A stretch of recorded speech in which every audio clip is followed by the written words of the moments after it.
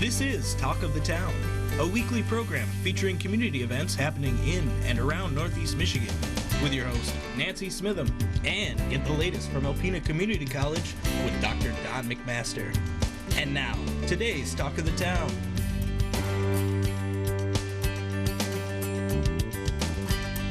Good morning and welcome to Talk of the Town. I'm Nancy Smitham. My first guest today is Ted Fines from Habitat for Humanity. Good morning, Ted. Good morning. How are you? We got to talk fast. You have so much to talk about. It's crazy. Yeah. You know, with COVID and the pandemic and life slowdown, it certainly hasn't changed at Habitat. No, we thought it would, and it has to a degree, but we are very, very busy. Here it is, we're approaching May, and we are as busy as we've ever been in the last 5 years that I've been involved as executive director. It's amazing. You said you're doing more critical home repairs. We are doing as many, if not, we've been told that we are doing more critical home repairs than anyone else in the state of Michigan when it comes to Habitat for Humanity. In fact, there's only 2 agencies in Northeast Michigan that are doing what we're doing. That's NEMSCA and ourselves. And you said you got some certification for veterans? Yes, we became certified as aging in place and also veteran builds, and we have grant monies for both. So I have met with every county in our service area, which is Presque Isle, Alpena, Alcona, Oscoda counties, as far as their Veterans Affairs directors and their committees, to extend to them the opportunities for veterans within our service area to take advantage of our repair program. Wow. And lots of exciting things happening with your locations. Yes, 2 exciting things. The Alpena Flea Market across from St. Vincent de Paul at 2630 South US 23 is our new location, or will be in the future. So exciting. Yeah, it's pretty, it's an amazing building. It really suits our needs, and there's very few buildings like that in the Alpena area. So we were really happy to have that opportunity to purchase that building. And at the same time, about a month after we purchased that building, the 1st of March, we were able to sell our property at 400 West Chisholm to a local person, which he is going to develop. And so it worked out, it was a win-win situation. Very good. And your location that you have now is still up and running? At 2118 Worth Road, yes, we All will of your be. Addresses to remember. Yeah, I know, and telephone numbers and ages. How old am I? So it's the Worth Road restore is doing very well, but we've basically outgrown it. That's about 5,500 square feet, and the new facility will be just short of 12,000 square feet on the south side across from St. Vinny's. So. Wow, and you said you're going to do the building right, so it's going to take some time. It's going to take some time. I project, it's an interesting time. All our subcontractors are busy, and a lot of them are booked for the whole year, the rest of this year. Oh, yes. So we'll do a lot of the improvements ourselves, but obviously there's other improvements that we're going to have to wait. So we're hoping by the Labor Day weekend that we'll have our grand opening of this year. How exciting. Yeah, it's pretty neat. Now let's go back to critical home repairs. Yep. What's the criteria for getting critical home repairs? Well, it's an application. First thing, you have to get the application. You can go onto our website at habitat, NEMI.org. You can contact us. We can email it to you or mail it to you. But that's your first step, is to get that critical home repair application, aging in place application, or the veteran build application. And then we have a dedicated staff member, Kristen Lesage, who will take it from there. Okay. We have funding. It goes on a sliding scale depending on the need, Okay. your financial situation, and we take all those things into account. You have to own the house, you have to be current with your insurance. You know, there's small stipulations. Sure. But beyond that, up to January 1st of this year, the previous 18 months, we did close to 69 projects. Wow. Close, just short of $300,000 worth of improvements, and they're very impactful. And yes, it's nice to be able to afford or offer affordable housing, which we advocate for. Right. But the small little jobs like ramps and roof repairs, plumbing, septic fields, septic tanks, you name it, window replacements are very important. Those are go back to the aging at home. I mean, Yeah. you know, and how can you afford to put a $15,000 roof on your house if you can barely afford to pay your power bill? So And pay your insurance and pay Definitely. your taxes. And in the long run, it's cheaper to keep our older adults, yes, seniors, in their homes than to have them spend all their money on assisted living. right. So that's our goal. Okay, we're getting close to being out of time. I just want to ask you another couple questions. Where are you with volunteers right now? Volunteers, we obviously follow a protocol. Okay. We haven't been advertising it because of the existing situation with the COVID-19. But on the other hand, we have accepted, for instance, like the Lions Club reached out to us for a veteran late last year to build a ramp on Long Rapids Road. And so to keep the social distance and the masks and all that, we were able to install that ramp. So it's really important that we remember that we're still in a serious situation when it comes to the COVID-19, and hopefully as the time goes on, that will improve, and therefore our volunteers will increase. Okay, so go back to your list of numbers there. What number is the best number to reach someone at if they want to ask about a project, offer some volunteer services, make a donation? What's the best way? Contact us at 989-354-5555, and it will prompt you to home ownership coordinator, critical home repair coordinator, or me. Okay. And that would be good. I want to thank you so much for being here and for the update, and we're really excited about everything that you're doing and look forward to seeing the progress on everything you're doing. And, you know, a horrible situation is turning into something so wonderful for you and our communities. You have to look at the brighter side of things. Thank you, Ted. Thanks, Nancy. I'll be right back with Chuck Sherwood from Mid-Michigan Medical Center following these messages. Hi, and welcome back. My last guest today is Chuck Sherwood from Mid-Michigan Medical Center. He's the Chief Executive Officer there. Hi, Chuck.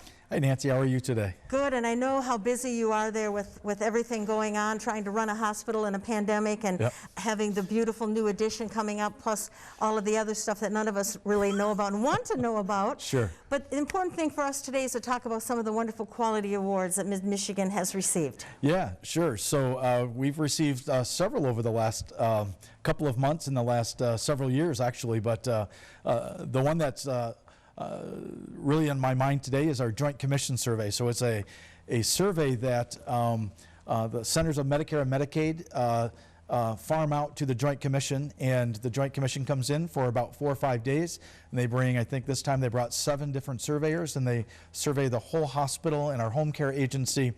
And we had no deficits that they identified in the care that we provide.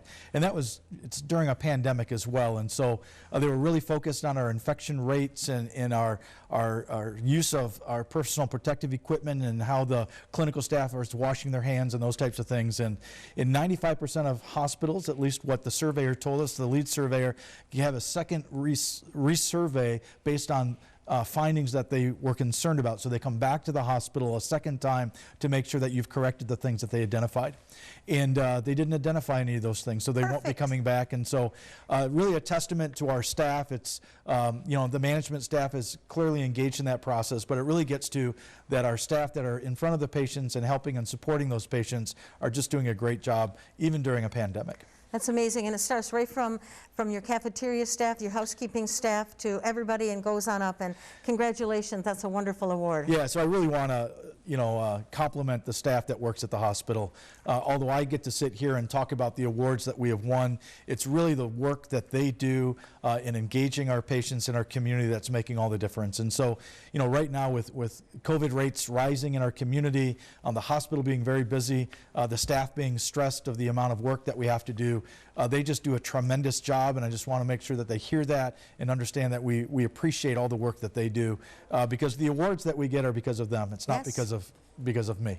Very good. Yeah. Next. Yeah, so one of the other things, we've gotten an award from the Economic Alliance of Michigan. So it's a nonprofit organization of large businesses and unions that get together and look at how well hospitals are doing. And again, things have shifted over the last couple of years. You know, hospitals really used to look a lot at their finances, and we used to win awards because we were the lowest cost. And really what a lot of these awards go to now is your operations, the quality. Most of them are about quality and safety now. We've heard the reports years ago about 100,000 people die in hospitals that shouldn't. So there's a big focus on quality, safety, and then the satisfaction of our patients. Many people don't realize that some of the payments that we get from insurance companies are based on how satisfied our patients are. And so if patients aren't satisfied, we actually get less money from them. And so the Economic Alliance of Michigan has recognized us as seeing improvements in the quality of care and the safety that we provide to our patients and to our staff. So that's another one that we just received and that we're really proud of. Again, these are not awards that we pay for, that because there are those out there that you can actually pay for and they say, oh, you're the best or you're in the top 10. But these are recognized at the state level of what we've done. Congratulations. Thanks. And Chartis named us. Chartis is another healthcare company that tries to help organizations be successful. We were recognized as a top 100 rural hospital in the nation. So they literally look at all the data that's been collected by all the different hospitals throughout the nation, and most of us collect very similar data. And we were recognized as one of 100 hospitals in the United States as a top rural hospital. And so literally it's 100 hospitals that they pick, and we were one of those. And very so prestigious. Yeah, so it's kind of a neat thing that not only do we think we're providing a great care locally in our community in Northeast Michigan, but we're recognized at the state level and then also at the national level. Our patient satisfaction scores, so the company that we use, which is called PRC, has recognized Alpena as well as improving our patient satisfaction over the years.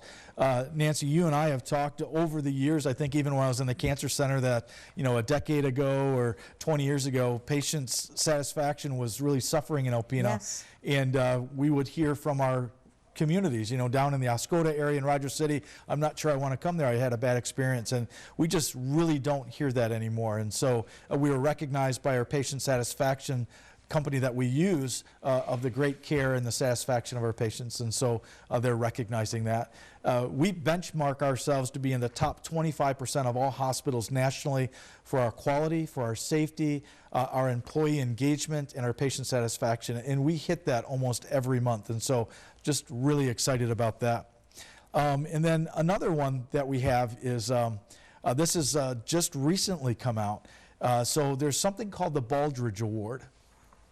And the Baldrige Award was enacted by U.S. Congress, I think in 1987, and so it's the only federally recognized award in the United States. And so to get the Baldrige Award, you have to go through a state process, and that is called the Michigan Performance Excellence Award, and we were just notified in the last 2 weeks that we actually got that award, so now we can apply for the national award. Wonderful. Really kind of an interesting story real quick is most hospitals, when they apply for this certification, it takes 4, 5, 6 times before they'll actually come on site and do a survey. Once they come on site and do the survey, usually it takes 4, 5, 6 times for you to actually get awarded this award. We applied. In our first attempt of applying, we got a survey, and our first survey we were awarded. So again, that's almost unheard of. Yes. For an organization to do that. And so we're now on to the national stage to be recognized as a Baldrige Award winner. And again, we're not doing it either in Alpena or for Mid-Michigan Health for the awards, but we really want our communities that we serve to understand that the high level of quality and satisfaction and safety that we're providing to them, so when they need care, they can feel really confident that they're getting high quality, excellent care. We've only got about 2 minutes left, but I just want to make a comment. I think I've said this last time Ann was on also, is how easy it is to get through with the pandemic. I had a senior family member who had to have some surgery, and she was a nervous wreck. How are we going to get through here? You walk in the door, the volunteer checks you, tells you where to go, what to do. You sit down, you're taken back, you're taken out, you're picked up by the emergency room. Everything is so slick and so easy to navigate and so easy to do. So, and once again, from the volunteers at the front door that greeted us to the person that wheeled my family member out to my car, it was just so smooth and easy, and so appreciative of that, because when you're dealing with health issues, a senior population, and a pandemic, I mean, thank you so much for making sure that all that is in place. Yeah, absolutely. And you know, I would say we've vaccinated about 60% of our population. I think that's why we're seeing the surge. It's that other 40% that's now getting sick. And so if there's any way that I can encourage people to get a vaccine, I know there's those people that are against that, but if you're on the fence or think maybe you should, there's lots of opportunities to get that vaccine. I would really want people to do that. Yes, and once again, thank you so much for being here today, and I know we didn't even cover half of what we want to cover, so you'll have to come back again, and we'll have to go over the rest of the list, because I'm really proud to have this wonderful facility in our community, and the new Tower Edition, you know, shows faith in our community, from us to Mid-Michigan and Mid-Michigan to us, so it's very exciting for everyone. Well, thanks, Nancy, and I appreciate you for having me. Thank you. Please stay tuned for Dr. Don McMaster following these messages. Greetings, everyone, and welcome to Talk of the Town. I'm Dr. Don McMaster, president of Alpena Community College, and I'm pleased to have as our guest this morning Mark Hall, Emergency Management Services Coordinator for Alpena County and 911 Director. Mark, you've welcome. You've done great work for the community during this COVID pandemic. We've been fortunate to have you sit in on our meetings as we attempt to manage it at the college. In your view, where do things stand now COVID-wise in the region? Well, thank you first for inviting me to speak today, and I will do my best to get you up to speed on where we're at. Starting back in March timeframe of 2020, obviously everyone knows our world changed, and since then we here in the region and Alpena County specifically for myself have been working to try to mitigate the impact of the disease. So where are we at today? So we are probably entering our third phase of the virus. We have set up large distributions of the vaccine. We are going back into testing a little bit so that we can understand what the variant is doing. So those resources are out there for people.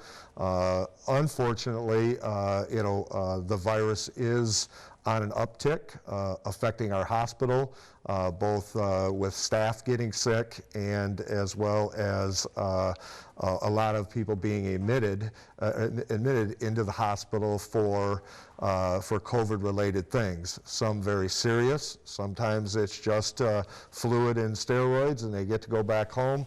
But unfortunately, we've had some tragedies in the area, and obviously our hearts go out to those families who have been affected by this virus.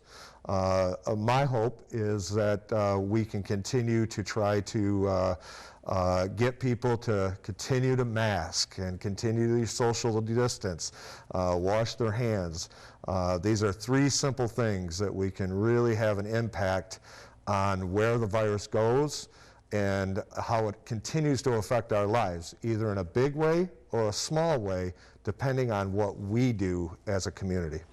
Yeah, wonderfully put. And there's so much in what you just said. The vaccinations, let's start there. You know, we hosted with your help and District Health Department number 4 a vaccination clinic early on, or fairly early on, during when vaccines were available. We had almost 1,000 people go through.